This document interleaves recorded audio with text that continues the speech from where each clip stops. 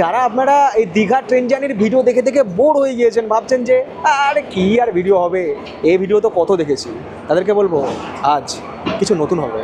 26শে August 2024, সময় ঠিক সকাল 8:42। বৃষ্টি ভেজা সুন্দর একটা সকাল, আর এই সকালে শুরু হচ্ছে আমার উইকেন্ড ট্রিপ। বাঙালির উইকেন্ড ট্রিপ মানেই দীঘা, দার্জিলিং, পুরী, না হলে শ্বশুরবাড়ি আমি যাব না। দার্জিলিং যাবো এই মাসে কিছুদিন পরে, পুরী যাব হচ্ছে আগামী 6 সেপ্টেম্বর। তাহলে বাকি পড়ে থাকলো কোনটা? হ্যাঁ, ঠিকই ধরেছেন, দীঘা। তো হঠাৎ করে আর কি সুযোগ এসে গেল দীঘা যাওয়ার। এই মুহূর্তে রয়েছি খাগড়াঘাট স্টেশনে। এখানেই আসছে মালদা টাউন থেকে হাওড়া ইন্টারসিটি এক্সপ্রেস, যে ট্রেন ধরে যাওয়া হচ্ছে হাওড়া, এবং হাওড়া থেকে ট্রেন ধরে আবার হচ্ছে দীঘা। মানে ট্রেনে করে দীঘা হয়তো আমার জীবনে এই প্রথম।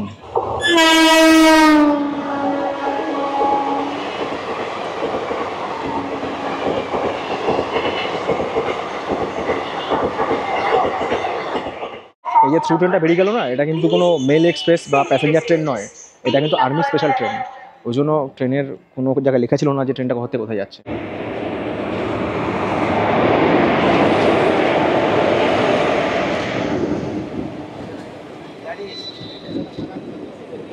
সময় সকাল 8:52। আমাদের ট্রেন ছেড়ে দিল খাগড়াঘাট রোড স্টেশন। আর এই জার্নিতে আমার কোচ নম্বর হচ্ছে D4। গতকাল আমি এই ট্রেনের আর কি তৎকাল টিকিট মেরেছিলাম। প্রথমে এসি মারলাম, এসি তো হলো না। এসির তৎকাল টিকিট তো পাওয়াই যায় না, কারণ ঠিক সকাল 10টার সময় ওই সার্ভারটা ডিস্টার্ব করবে। মানে খুব রেয়ার আমি তৎকাল টিকিট পাই। ফ্লাইটে ট্রাভেল করার সময় যেরকম আর কি ওই উইন্ডো সিট পেতে গেলে এক্সট্রা টাকা দিতে হয়, এখন ইন্ডিয়ান রেলওয়েজের তৎকাল টিকিটগুলোই মনে হয় শুধুমাত্র উইন্ডো সিটের জন্যই, মানে তৎকাল করলে তবেই উইন্ডো পাবো, এরকম একটা ব্যাপার। কামরায় উঠলাম, কামরায় উঠে দেখছি যে কোথায় চেয়ার কার, এ তো আমাদের নর্মাল সেই আনরিজার্ভ লালগোলা প্যাসেঞ্জার, ওরকমই কামরা। ওইখানে একজন ঝালমুড়ি বিক্রি করছিল, সে বলছে কামরাটা পাল্টিয়েছে। আমাদের আজকের গল্পের টাইটেল কান্ডারি এক্সপ্রেসে হাওড়া থেকে দীঘা, কিন্তু গল্পের লেভেল মালদা, মুর্শিদাবাদ, হুগলি, বর্ধমান থেকে হাওড়া। হয়তো এই গল্পটা এই 3 জেলার মানুষের প্রয়োজনে আসলেও আসতে পারে যারা আগামী দিনে রেলপথে দীঘা প্ল্যান করছেন। খাগড়াঘাট ছেড়ে আসার পর আমাদের এই ট্রেনের এই যাত্রাপথের প্রথম স্টেশন বাজার শৌতে আমাদের এই ট্রেনের স্টপ হচ্ছে 1 মিনিট। আসেন কোনো দর্শক বন্ধু বাজার শৌ থেকে যারা আমার ভিডিও দেখেন, তাহলে অবশ্যই কমেন্টস করে জানাবেন। খাগড়াঘাট থেকে হাওড়ার পথে আমাদের ট্রেনের দ্বিতীয় স্টপ সালারে আমাদের এই ট্রেন হল্ট হচ্ছে 2 মিনিট। এই ট্রেনটা মালদা ছেড়ে আসার পর ফারাক্কা থেকে এই সালার পর্যন্ত হচ্ছে মুর্শিদাবাদ জেলা। মানে এই ফারাক্কা থেকে সালার পর্যন্ত ট্রেনটা মুর্শিদাবাদ জেলাতেই থাকে। সালার স্টেশন পার করে যাওয়ার পর আসলে হচ্ছে ঝামটপুর বহরান। এই ঝামটপুর বহরান থেকে শুরু হয়ে যাবে পরবর্তী জেলা পূর্ব বর্ধমান।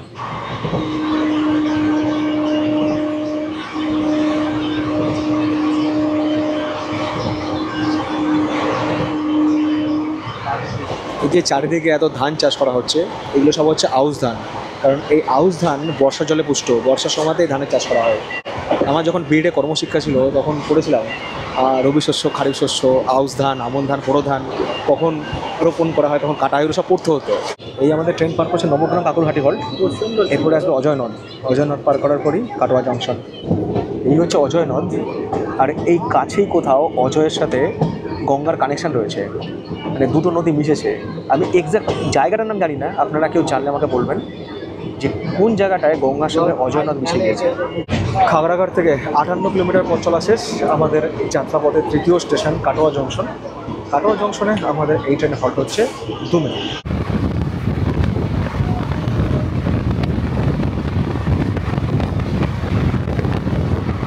কাটোয়া ছাড়ার পর দাইহাট, অগ্রদ্বীপ পার করে এসেছি। এবার পার করলো আমাদের ট্রেন পাটুলি।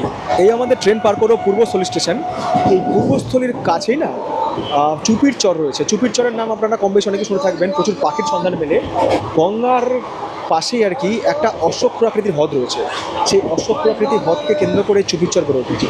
আমাদের ট্রেন পার করে এলো বিষ্ণুপ্রিয়া হল্ট। আর এই বিষ্ণুপ্রিয়া থেকে শুরু হয়ে গেল আরও একটা জেলা নদিয়া। পূর্ব বর্ধমান শেষ, নদিয়া শুরু। খাগড়াঘাট থেকে আমাদের 97 কিলোমিটার পথ চলা শেষ। আমাদের যাত্রাপথের চতুর্থ স্টেশন নবদ্বীপ ধামেও আমাদের এই ট্রেনের হল্ট হচ্ছে 2 মিনিট। আর এখন সময় হচ্ছে সকাল 10:19। এবার সমুদ্রগড় আসছে, আর সমুদ্রগড়ের আগে না আমাদের হুগলি নদী একদম রেল লাইনের পাশে চলে আসে। এখানে নদীটা অদ্ভুত একটা বাঁক নেয়, রেল লাইন আর নদী একদম পাশাপাশি। আর এই যে সমুদ্রগড় আমরা পার করলাম, এখান থেকে কিন্তু আবারও শুরু পূর্ব বর্ধমান জেলা।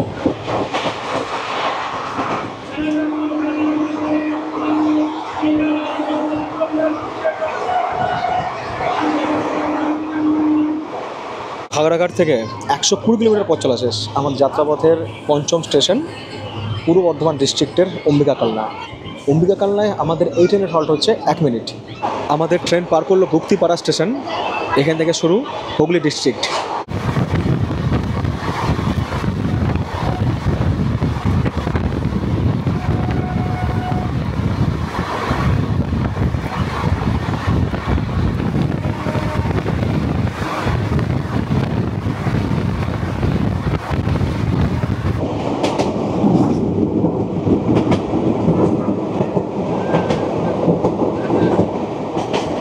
এই যে আমরা পার করলাম কুর্তিঘাট স্টেশন, তার আগে ছোট্ট একটা নদী আছে, তার নাম হচ্ছে কুন্তি নদী।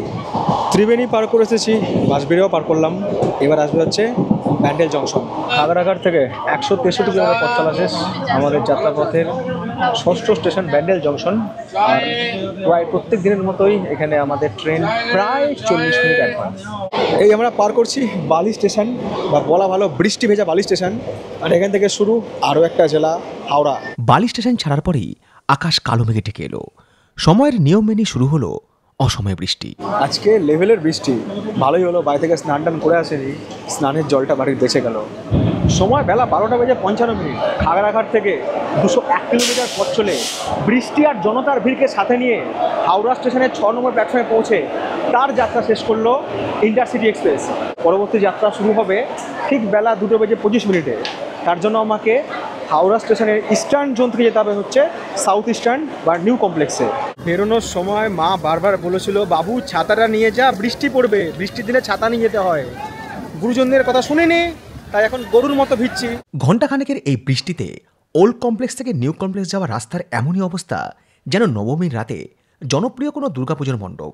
ভারতের 1 নম্বর ব্যস্ত স্টেশন, যেখান থেকে প্রতিদিন গড়ে 250টার ওপরে ট্রেন অপারেট করা হয়, সেখানে এই বিপর্যয় মেনে নিতে কষ্ট হয় বই কি। কোনো রকমে ব্যাগটাকে সাইডে রেখে ধরে ধরে পারলাম। বৃষ্টি, জল, কাদার সাথে লড়াই করে পৌঁছে গিয়েছি হাওড়া জংশনের 22 নম্বর প্ল্যাটফর্মে। এবার অপেক্ষা ঘণ্টাখানেকের। হাতে ঘণ্টাখানেক মতো সময় যেহেতু রয়েছে, সেহেতু লাঞ্চটা সে না যেতেই পারে। এটা হচ্ছে হাওড়া জংশনের নিউ কমপ্লেক্সের এক্সিকিউটিভ লাউঞ্জ। আর এই এক্সিকিউটিভ লাউঞ্জের ভিতরে ফুড কোর্ট রয়েছে। হাত রুটি নিয়েছি হচ্ছে 4টে, আর সেই সঙ্গে chicken curry, 2 piece chicken curry, 4টে হাত রুটি, তাওয়া রুটি আর 1 বোতল জল, সব নিয়ে এখানে আমার খরচ হলো হচ্ছে 235 টাকা। আর এই সময় দীঘার হোটেল বুকিং নিয়ে খুব চাপ রয়েছে, কারণ বিশেষ করে উইকেন্ডে না, এই শুক্র শনি রবি এই সময়টায় দীঘা হোটেল নিয়ে খুব চাপ। অনেকেই আছেন যারা দীঘাতে গিয়ে আপনারা স্পটে হোটেল বুক করেন, অনেকেই আছেন অনলাইনে হোটেল বুক করেন। তো অনলাইনে হোটেল বুকিংয়ের ক্ষেত্রে কিন্তু আপনারা ওই অ্যাপে সাহায্য নিতে পারেন। মেক মাই ট্রিপ, গো আইবিবো, এয়ারবিএনবি, আগোডা, এই যে সমস্ত অ্যাপগুলো রয়েছে। তো কোন অ্যাপ থেকে হোটেল বুক করলে আমরা কম খরচ হোটেল পেতে পারি, কাস্টমাররা কীরকম রেটিং দিয়েছে, একই সঙ্গে হোটেলের লোকেশন, সেটা কিন্তু খুব দেখে আপনারা হোটেল বুক করতে পারেন ওই অ্যাপের মাধ্যমে। ডোমেস্টিক হোটেল ছাড়াও ইন্টারন্যাশনাল হোটেল কিংবা ইন্টারন্যাশনাল ফাইল বুক করার জন্য কিন্তু ওই অ্যাপ হচ্ছে ইউজফুল। ফ্লাইট বুকিংয়ের ক্ষেত্রে make my trip, is my trip, clear trip, এই যে সমস্ত অ্যাপগুলো রয়েছে। তো কোন অ্যাপ থেকে ফ্লাইট বুকিং করলে ফ্লাইটের খরচটা কম পড়ে, সেটা কিন্তু সহজে কম্পেয়ার করে ফ্লাইটের টিকিট বুক করা যায় ওই অ্যাপের মাধ্যমে। এছাড়া ওই অ্যাপের আরও কিছু ফিচার্স রয়েছে, যেমন হচ্ছে IRCTC ট্রেনের টিকিট বুকিং, ইভেন্ট বুকিং এবং ভিসা অ্যাপ্লিকেশনের জন্য কিন্তু ওই অ্যাপ হচ্ছে ইউজফুল। সময় 2:26। এতক্ষণে আমার ট্রেনে উঠে যাওয়ার কথা এবং ট্রেন হাওড়া থেকে ডিপার্ট হয়ে যাওয়ার কথা, বাট ট্রেন এখনও ডিপার্ট হয়নি। ট্রেন নাম্বার 12-858, যেটা দীঘা থেকে আসছে হাওড়ার পথে তাম্রলিপ্ত এক্সপ্রেস, মানে ডাউনের ট্রেনটা, সে এখন দেউলটিতে আছে। কান্ডারি এক্সপ্রেস আর তাম্রলিপ্ত এক্সপ্রেস, এই দুটোই তো মেন ট্রেন দীঘা যাওয়ার জন্য হাওড়া থেকে। কান্ডারি আর তাম্রলিপ্ত হচ্ছে রেক্সেয়ার করে, দীঘা থেকে ছেড়ে তাম্রলিপ্ত আসে, ওটা আবার কান্ডারি হয়ে যায়। ওই ট্রেন লেটে আসছে প্রায় 1 ঘন্টা 48 মিনিট। তাহলে ও 1 ঘন্টা 48 মিনিট স্টেশনে পৌঁছাবে। ট্রেনটা পৌঁছানোর পর ট্রেনটা একটু ওয়াশ টওয়াশ হবে, স্টাফ চেঞ্জ হবে, লোকোমোটিভ লাগবে, তারপরে আবার ছাড়বে, ওই 4:30 বেজেই যাবে। তো এই হচ্ছে আমাদের দীঘা ট্রেনের অবস্থা।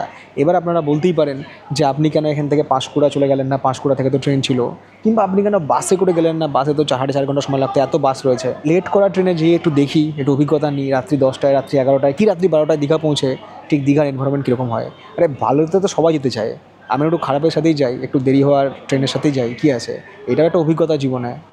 সময় বিকাল 4:12। চলে এসেছি হাওড়া জংশনের 2 নম্বর প্ল্যাটফর্মে।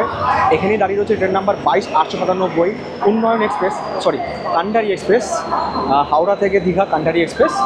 হাওড়া থেকে দীঘার পথে আজকের এই ট্রেন জার্নিতে আমরা অতিক্রম করব 150 কিলোমিটার ডিস্টেন্স।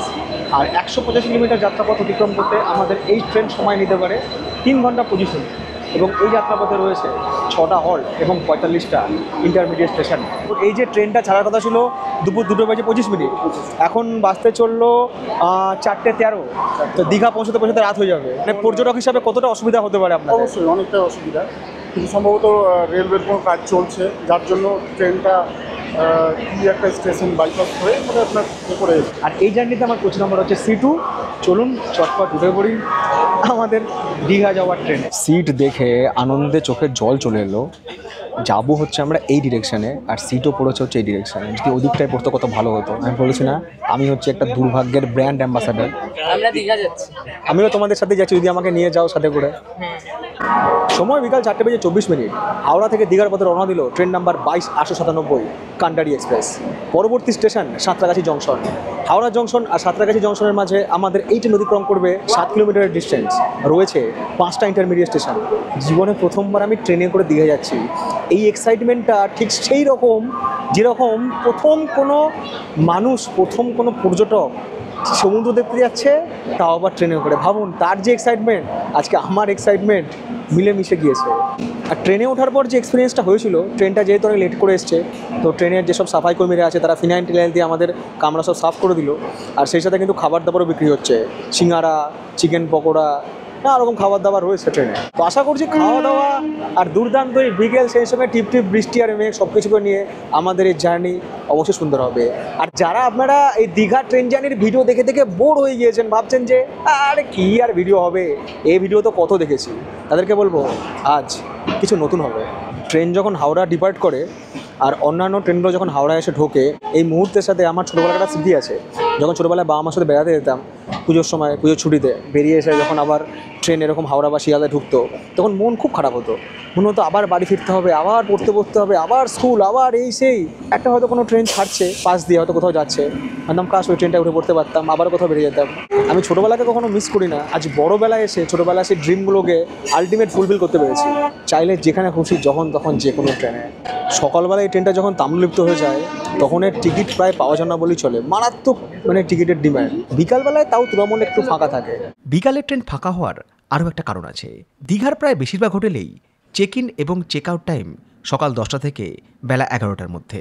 আর ট্রেনটা অনেক বড়, 3খানা জেনারেল, 10টা হচ্ছে সেকেন্ড সিটিং, তারপরে প্যান্ট্রি কার, এদিক থেকে 2টো এসি চেয়ার কার, পেছনে এসএলআর। ট্রেনটা অনেক বড়। আর লোকোমোটিভ হচ্ছে WAP7। আমার ট্রেন ব্লগের ইতিহাসে হয়তো খুবই স্বল্প দৈর্ঘ্যের একটা ট্রেন জার্নি, বাট 3 ঘন্টা 25 মিনিট সত্যি আমি এনজয় করবো। ট্রেন লেট করুক, ট্রেন অ্যাডভান্স ঢুকুক, ট্রেন টাইমে পৌঁছাক, যাই হোক, আমি প্রচুর এনজয় করবো। আর সেই প্রত্যেকটা মুহূর্ত আপনার সঙ্গে শেয়ার করবো। ঠিক যেন এরকম একটা ফিলিংস আছে যে আপনি প্রথমবার দেখে যাচ্ছেন ট্রেনে চেপে। ভাবুন মনের মধ্যে কতটা আনন্দ হয়।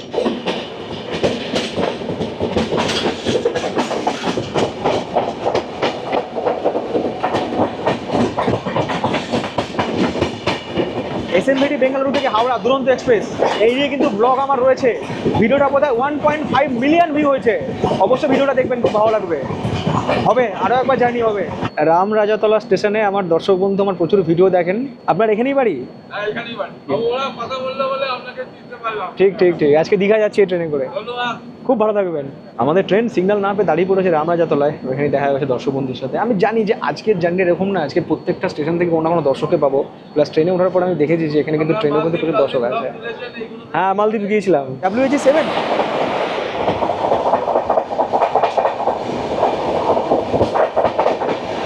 আমাদের যাত্রাপথের প্রথম স্টেশন সাঁতরাগাছি জংশন। পেছনে বগি নেই, পেছনে আর বগি নেই, পেছনে বগি নেই। আরে স্বভাবতই আপনারা দেখছেন যে সাঁতরাগাছি জংশনে কিন্তু আমাদের ট্রেন মানে এসি কম্পার্টমেন্টগুলো প্ল্যাটফর্ম পায়নি। এই যে হড়বড় করে ভদ্রলোকগুলো উঠেছিলেন, ওরা ভেবেছিলেন জেনারেল পেছনে। তাই বললাম জেনারেল কোনো পেছনে নেই, C2 হচ্ছে লাস্ট কম্পার্টমেন্ট। তো ওনাদেরকে বললাম আপনারা ভেতর দিয়ে চলে যান, পরে স্টেশনে চেঞ্জ করে নেবেন, কারণ ভেতর দিয়ে কিন্তু যাওয়া যাবে। আর সাঁতরাগাছি জংশনে আমাদের এই ট্রেন হল ছিল হচ্ছে মাত্র 2 মিনিট। ওটা হচ্ছে শালিমার ভুজ সাপ্তাহিক।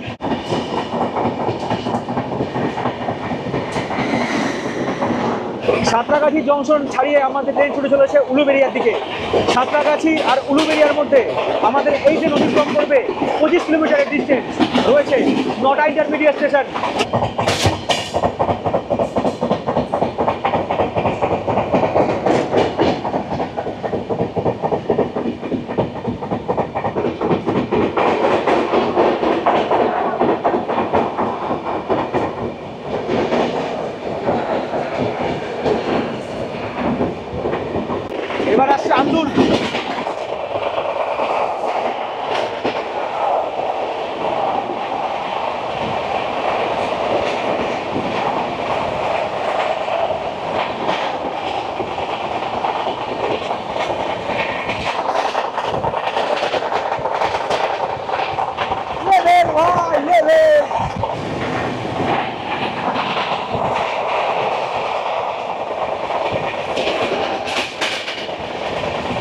মুরাইল।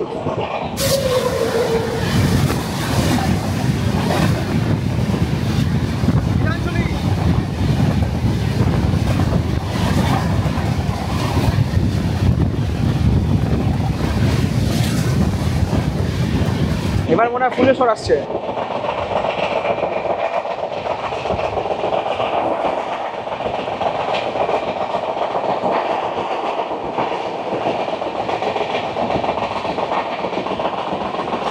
সময় বিকাল 5:12। হাওড়া থেকে 24 কিলোমিটার পথ চলা শেষ করে আমাদের ট্রেন এই মুহূর্তে পৌঁছালো তার যাত্রাপথের দ্বিতীয় স্টেশন উলুবেড়িয়াতে। উলুবেড়িয়াতে আমাদের এই ট্রেন হল্ট হচ্ছে মাত্র 1 মিনিট। উলুবেড়িয়াতে দেখা হয়ে গেছে আমার এক দর্শক বন্ধুর সাথে, ওর বাড়ি ফুলেশ্বরে, ও উলুবেড়িয়াতে এসছে আমার সাথে দেখা করার জন্য। থ্যাংক ইউ ভাই। শিওর ভাই। আমাদের ট্রেন ছেড়ে দিল উলুবেড়িয়া স্টেশন, পরবর্তী স্টেশন মেচেদা। উলুবেড়িয়া আর মেচেদার মধ্যে আমাদের এই ট্রেন অতিক্রম করবে 26 কিলোমিটার ডিস্টেন্স। রয়েছে 6টা ইন্টারমিডিয়েট স্টেশন, বাট উলুবেড়িয়া স্টেশনের এই 4 নম্বর প্ল্যাটফর্মে উঠতে গিয়ে একটা অভিজ্ঞতা হলো, এই প্ল্যাটফর্মের ধারগুলো না একদম শ্যাওলা জমে আছে। যদি কেউ রানিং ট্রেনে উঠতে যায় একদম পিছলে গিয়ে ভেতরে ঢুকে যাবে। আর বর্ষা জল পড়েছে আরও পিছল। ট্রেনে চিকেন পকোড়া, চাউমিন সব আছে। এবার আমি চিকেন পকোড়াকে খাবো, তারপরে আমি আমার ব্লগ বানাবো। এমন একটা ট্রেন জার্নি চাই যে ট্রেন জার্নিতে শুধু খাওয়া দাওয়া হবে, শুধু খাওয়া দাওয়ার জিনিস সাথে খাওয়া দাওয়া বিক্রি হবে। এরকমই একটা ট্রেন হচ্ছে আমাদের মুম্বাই থেকে গোয়া মান্ডবী এক্সপ্রেস। আমি জার্নি করেছি, ব্লগ আমাদের দেখিয়েছি, ওটাকে বলা হয় ইন্ডিয়ান ফুডি ট্রেন যাকে বলে। তো এরকমই একটা ট্রেন আমাদের রুটেও রয়েছে, সেটা হচ্ছে আমাদের এই তাম্রলিপ্ত বা কান্ডারি এক্সপ্রেস। তো এখানে আর কি নানা রকম খাওয়া দাওয়া বিক্রি হচ্ছে, আমি উঠেই দেখেছিলাম।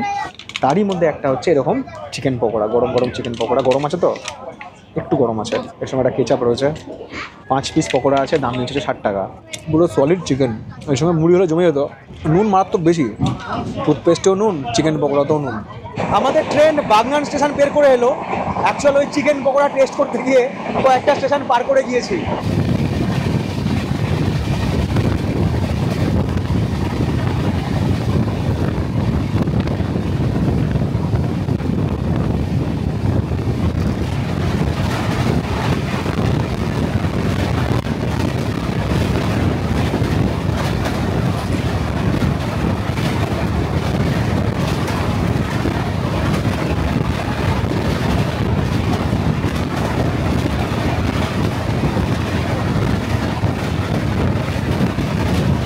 আমাদের ট্রেন পার করছে কোলাঘাট স্টেশন, মানে পার করে এলো। হাওড়া জেলা শেষ, এবার শুরু পূর্ব মেদিনীপুর জেলা।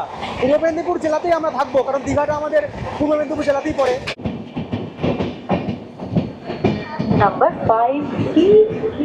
সময় বিকাল 5:30। হাওড়া থেকে 58 কিলোমিটার পথ চলা শেষ করে আমাদের ট্রেন এই মুহূর্তে এসে পৌঁছালো তার যাত্রাপথের তৃতীয় স্টেশনে মেচেদাতে।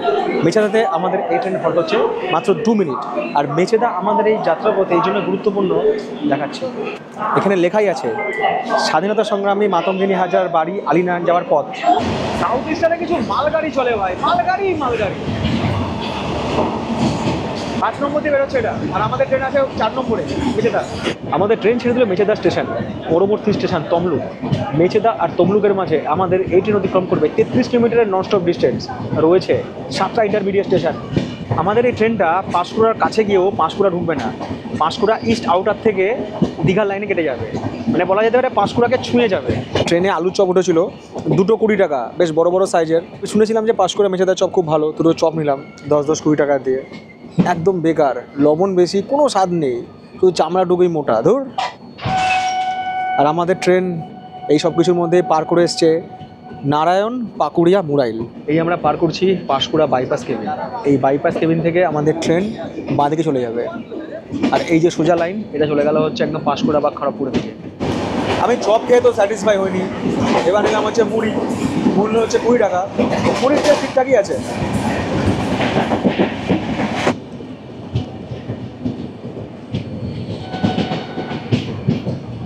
বাইরে টিপ বৃষ্টি আর আসন্ন এই সন্ধ্যাকালকে সাথে নিয়েই আমাদের ট্রেন হাওড়া থেকে 91 কিলোমিটার পথ চলে পৌঁছে গেল তার যাত্রাপথের 4র্থ স্টেশন তমলুকে। তমলুকে আমাদের এই ট্রেনের হল্ট হচ্ছে মাত্র 2 মিনিট। এই হচ্ছে আমার তমলুকের দর্শক বন্ধু। কোথায় বাড়ি? তমলুকে, এখানে কাছেই এখানেই বাড়ি। কী করে জানলাম এখানে এসেছি? তুমি ইনস্টাগ্রামে মেসেজ করেছিলাম। ইনস্টাগ্রামে ফলো করে, আপনারা করেন? যদি না করে থাকেন অবশ্যই করবেন, লিঙ্ক দিয়ে দিলাম ভিডিও ডেসক্রিপশন বক্সে। গার্ড সাহেব দেখিয়ে দিয়েছেন তার সবুজ সংকেত। আমাদের ট্রেন ছেড়ে দিল তমলুক, পরবর্তী স্টেশন কাঁথি। তমলুক আর কাঁথির মধ্যে আমাদের এই ট্রেন অতিক্রম করবে 62 কিলোমিটার ননস্টপ ডিস্টেন্স। রয়েছে 6টা ইন্টারমিডিয়েট স্টেশন। টাটা, সাবধানে থেকো, ভালো থেকো, টাটা, দেখা হবে। আর এই তমলুক ছাড়ার পরেই আসবে হচ্ছে তমলুক জংশন কেবিন, যেখান থেকে একটা লাইন চলে যাবে হচ্ছে হলদিয়ার দিকে। এই জন্যই এই তমলুক পর্যন্ত মানে তমলুক জংশন কেবিন পর্যন্ত ডবল লাইন এখানে। আর হলদিয়া যেহেতু শিল্পাঞ্চল আপনারা জানেন, এই রুটে কিন্তু প্রচুর গুডস ট্রেন যাতায়াত করে। সময় সন্ধ্যা 6:29, সিগন্যাল না পেয়ে আমাদের ট্রেন দাঁড়িয়ে পড়েছে নন্দকুমার স্টেশনে। জীবনে প্রথমবার হয়তো এই নন্দকুমার স্টেশনে পা রাখার সুযোগ পেলাম।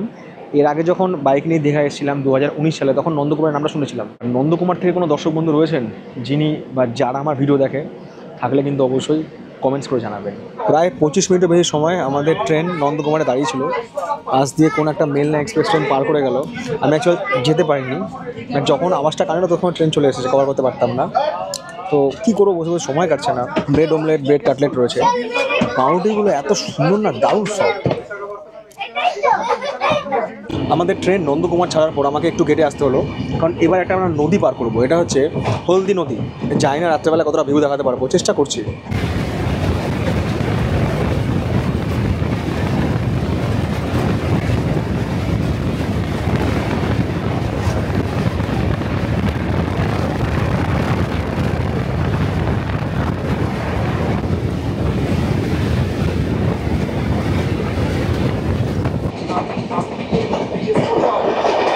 আমাদের ট্রেন হেরিয়া স্টেশন পার করে এসছে। এবার একটা নদী আসবে, নদীর নাম হচ্ছে রসুলপুর নদী। চেষ্টা করছি অন্ধকারে দেখানোর, কতটা দেখানো যায়।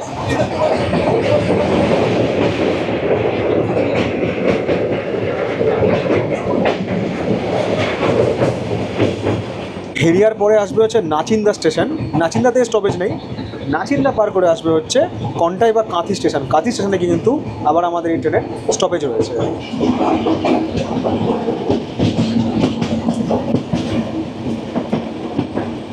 যদিও এটা সিঙ্গেল ট্র্যাক, তবুও কিন্তু এই যাত্রাপথে আমাদের ট্রেনের স্পিড ভালোই রয়েছে। মানে হাওড়া থেকে দীঘা পর্যন্ত এই ট্রেনের অ্যাভারেজ স্পিডই হচ্ছে 54 কিলোমিটার/আওয়ার। মন্দারমণি যাবে, মন্দারমণি। সময় সন্ধ্যে 7:30। হাওড়া থেকে 152 কিলোমিটার পথ চলা সম্পূর্ণ করে আমাদের ট্রেন এই মুহূর্তে এসে পৌঁছালো তার যাত্রাপথের পঞ্চম স্টেশন কন্টাই বা কাঁথিতে। কাঁথিতে আমাদের ট্রেনের হল্ট হচ্ছে মাত্র 2 মিনিট। আর আপনারা দেখলেন ট্রেন যখন কাঁথিতে ঢুকছে তখন কিন্তু ওখানে সমস্ত অটো চালকরা আর কি হাত দিয়ে ইশারা করে চিৎকার করে ডাকছে মন্দারমণি, মন্দারমণি। মন্দারমণি যাওয়ার জন্য কিন্তু যারা মন্দারমণি যাবেন সেক্ষেত্রে কিন্তু এই স্টেশনটাই হচ্ছে বেস্ট নামার জন্য। এরপরে আছে রামনগর বেঙ্গল, সেখানেও নামা যায়। বাট আমাকে এর আগে অনেকে একটা কথা বলেছিল যে মন্দারমণি যাওয়ার জন্য কিন্তু আপনি অবশ্যই কাঁথিতে নামবেন যদি কখনো মন্দারমণি যান। এখানেও অনেক টুরিস্ট নেমেছে যারা মন্দারমণি যাবে। আমাদের ট্রেন ছেড়ে দিল কাঁথি স্টেশন। পরবর্তী স্টেশন রামনগর বেঙ্গল। কাঁথি আর রামনগর বেঙ্গলের মধ্যে আমাদের এই ট্রেন অতিক্রম করবে 24 কিলোমিটার ডিস্টেন্স রয়েছে, 4টে ইন্টারমিডিয়েট স্টেশন। আর কাঁথি থেকে কোন কোন দর্শক বন্ধু রয়েছেন যারা আমার ভিডিও দেখেন অবশ্যই কমেন্টস করে জানাবেন। আমাদের ট্রেন সুজলপুর বলে একটা স্টেশন পার করে এসছে। এবার একটা নদী আসবে, নদীর নাম হচ্ছে পিছাবনি নদী। এই নদীগুলো সব গিয়ে পড়েছে বঙ্গোপসাগরে। সালটা 1930। পরাধীন ভারতবর্ষে মহাত্মা গান্ধীর ডাকে সারা দেশ জুড়ে ছড়িয়ে পড়েছে লবণ সত্যাগ্রহ আন্দোলন, যার ঢেউ এই কাঁথিতে এসেও পৌঁছায়। এলাকার বিখ্যাত চিকিৎসক শ্রী সুরেশচন্দ্র বন্দ্যোপাধ্যায়ের নেতৃত্বে এলাকার মানুষ একত্রিত হয়ে ব্রিটিশদের নৃশংস অত্যাচার এবং চোখ রাঙানিকে উপেক্ষা করে কাঁথি আর রামনগরের মাঝখান দিয়ে বয়ে চলা এক খালের ধারে একসাথে স্লোগান দেয়, আমরা কেউ এখান থেকে পিছাবনি। আন্দোলনকারী এই মানুষের গর্জন পিছাবনি কালক্রমে সেই খালের নাম হয়ে যায় পিছাবনি খাল। আর এই পিছাবনি খালের জল থেকেই লবণ তৈরি হতো পরাধীন ভারতবর্ষে। রামনগর বেঙ্গল ঢোকার আগে আরও একটা নদী আমরা পার করবো, এটা হচ্ছে চম্পা নদী। জানি রাত্রেবেলায় নদীগুলো দেখানো যাচ্ছে না, তবুও চেষ্টা করছি যতটা দেখানো সম্ভব আপনাদেরকে।